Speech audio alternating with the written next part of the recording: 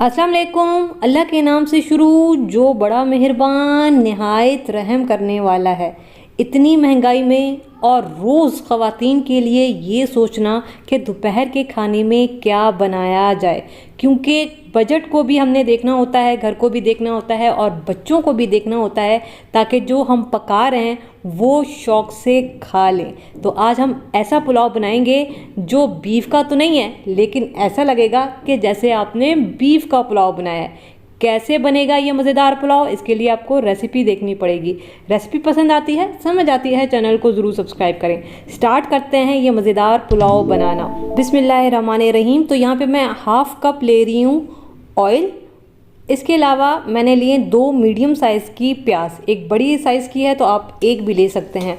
अब यहाँ पे आँच को मैं तेज़ कर दूँगी। तेज़ आँच पे हमने प्याज को इतना फ्राई करना है कि प्याज पे गोल्डन ब्राउन कलर आ जाए। ठीक है, तेज़ आंच पे बस हमने इसको फ्राई करना है और कलर आने देना है। अब देखिए प्याज हल्की सी लाइट गोल्डन कलर की होने स्टार्ट हो चुकी है। इस पॉइंट पे 2 दालचीनी के स्टिक्स डाल दूंगी, 2-4 छोटे पत्ते मैं तेज़ पत्ते के डाल रही हूँ। अगर बड़े साइज़ के हैं तो आप 2 भी डाल सकते हैं। और 2 बड़ी इलायची मैं इसमें डालूंगी और 1 टेबलस्पून लहसुन अदरक का पेस्ट मैं इसमें डालूंगी। अब 1 से 2 सेकंड के लिए दोबारा से हम इसको फ्राई करेंगे कि लहसुन अदरक अच्छा सा फ्राई हो जाए, इस पर गोल्डन ब्राउन कलर आ जाए और जो मसाले डाले हैं इनकी खुशबू निकल कर आए। जब लहसुन पे हल्का सा लाइट गोल्डन कलर आ जाएगा तो उसके बाद आपने एक बड़े साइज़ का टमाटर या फिर 2 मीडियम साइज़ के टमाटर इसमें डालने हैं। इसके अलावा ये मेरे पास हरी मिर्चें हैं, तकरीबन 3 या फिर 4 अदद आप ले सकते हैं, चॉप की हुई मैं इसमें डाल रही हूँ। इसके अलावा 1 टेबलस्पून साबित सफ़ेद ज़ीरा जाएगा और 1 टेबलस्पून कुटी हुई लाल मिर्चें मैं इसमें डाल रही हूँ। बाकी आप चाहें तो मिर्चें कम भी कर सकते हैं और बढ़ा भी सकते हैं अपने टेस्ट के हिसाब से। आंच को तेज़ ही रखा हुआ है। तेज़ आंच पे हमने भूनना है कि ये मसाला अच्छा भुन जाए। जितने भी हमने इसमें मसाले डाले हैं उनका फ्लेवर निकल कर आए और खुशबू निकल कर आए। इसके अलावा मैं इसमें डालूँगी कड़ी पत्ते। कड़ी पत्ते का टेस्ट पुलाव में बहुत अच्छा आता है, अगर आपके पास है तो ज़रूर डालें, नहीं है तो बेशक आप ना डालें। बस थोड़ा सा इसको और भून लेते हैं। बस इसको आपने इतना भूनना है कि सारे मसालों की आपको खुशबू आनी चाहिए। यही पहचान है कि मसाला अच्छा भुन चुका है। टोटल 2 मिनट मैंने सारे मसाले को भूना है। अब मैं इसमें डालूंगी पानी, तकरीबन 3 गिलास।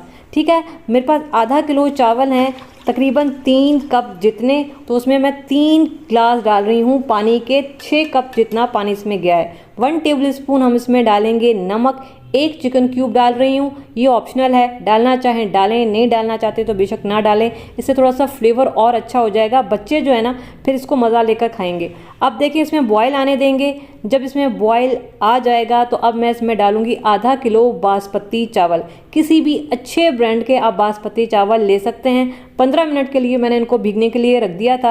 अभी धो के साफ़ करके ये चावल इसमें डाल दिए हैं। अब आँच को तेज़ कर दिया है। तेज़ आंच पे इस पानी को ड्राई करेंगे।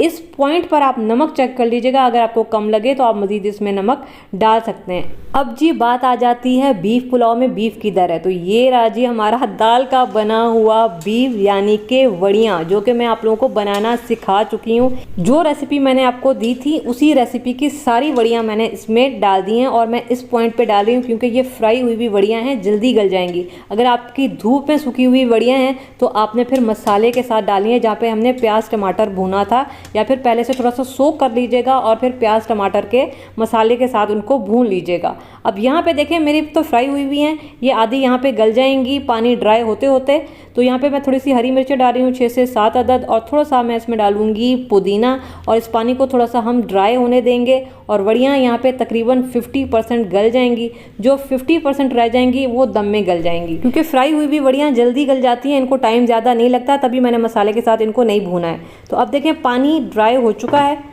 अब मैं इसको कवर कर दूंगी और हल्की आंच पे तकरीबन 20 मिनट हम इसको दम पे रखेंगे, बिल्कुल हल्की आंच पे।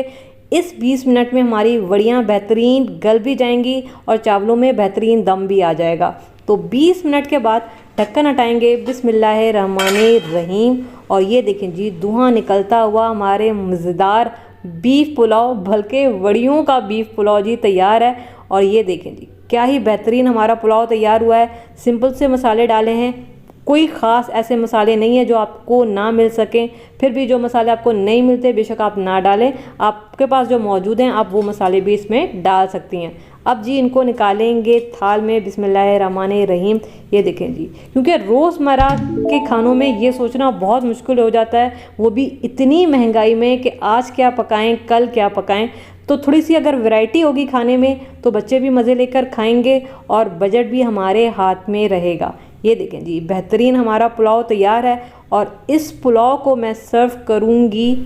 प्याज टमाटर का मैंने यहाँ पे रायता बनाया है, इसके साथ इसको सर्व करेंगे और यहाँ पे इसको ट्राई करेंगे गर्मा गर्म। बिस्मिल्लाहिर्रहमानिर्रहीम। गोश्त चिकन में आपको बहुत वैरायटी मिल जाएगी, लेकिन सब्जियों में मैं आपको वैरायटी इसलिए दे रही होती हूँ ताकि सब्जियाँ बच्चे भी शौक़ से खाएं, ताकि बच्चे जो हैं वो सब्जियों और दालों की तरफ आएँ और हर चीज़ जो है वो शौक़ से खाएँ। तो यहाँ पे जो वड़ियों की रेसिपी है वो मैं ऊपर आई लिंक में भी दे दूँगी। जब ये वीडियो एंड होगी तो आखिर में भी आपको मिल जाएगी वीडियो के एंड में, और डिस्क्रिप्शन में भी मिल जाएगी। तो ये आपने ज़रूर ट्राई करना है, मज़ेदार पुलाव। वड़ियाँ देखें बेहतरीन गल चुकी हैं, बनाइएगा, मुझे बताइएगा कैसा